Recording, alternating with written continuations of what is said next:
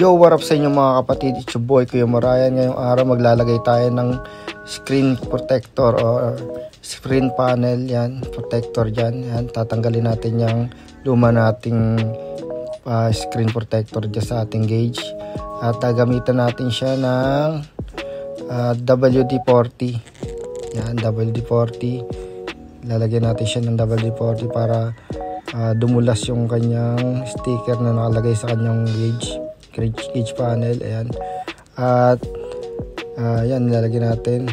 Kalat lang natin siya para ma-absorb ng luma nating sticker yung WD-40.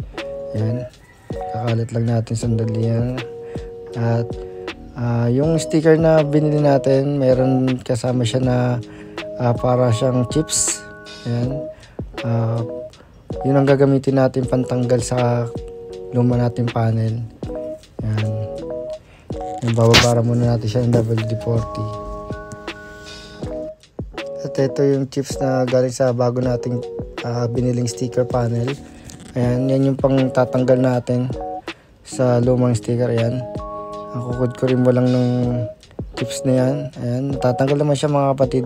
Medyo lang crunchy yung yung sticker niya kasi luma na. Kaya yan, nagdudurog-durog na siya pag ginanyan mo. Grabe yung tigas oh. Kaya tanggalin mo natin.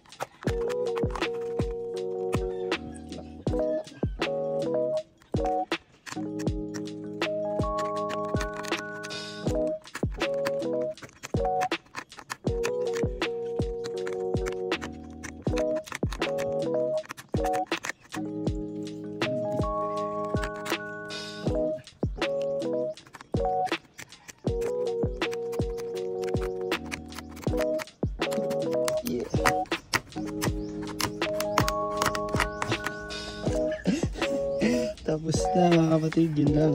Ito lang ang kailangan. Tapos ito lang kailangan natin. Tapos WD-40.